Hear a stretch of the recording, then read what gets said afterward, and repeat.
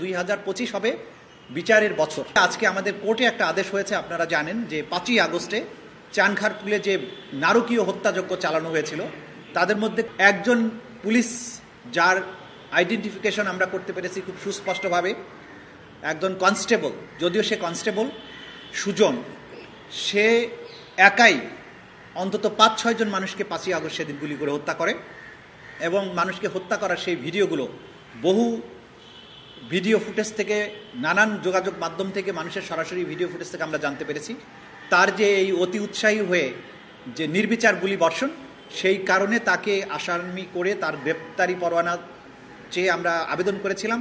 সে ইতিমধ্যে অন্য মামলায় গ্রেপ্তার আছে।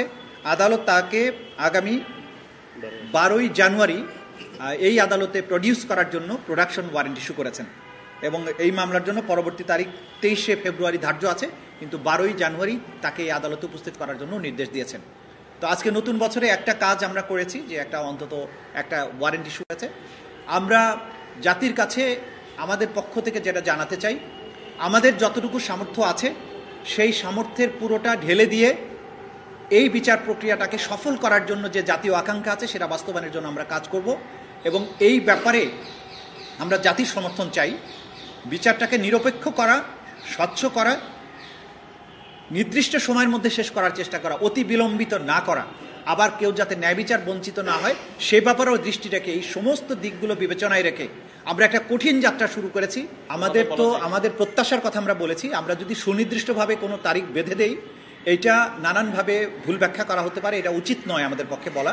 আমরা যে আশাবাদের কথা বলেছি যে 2025 হবে বিচারের বছর এবং আমরা চেষ্টা করব 2025 সালের মধ্যে এই বিচার প্রক্রিয়াগুলোর একটা শুভ সমাপ্তি ঘটানোর জন্য, কিন্তু এটা কোনো সুনির্দিষ্ট ডেডলাইন নয় যে আমরা একেবারে এই সময়ের মধ্যে করে ফেলব। তা আমরা আপনাদেরকে আগে যে আশাবাদ ব্যক্ত করেছি সেই আশাবাদ থেকে আমরা সরিয়ে আসিনি, সেটার মধ্যে আমরা আছি। আমরা আশা করছি এই বছর বিচারের বছর হবে।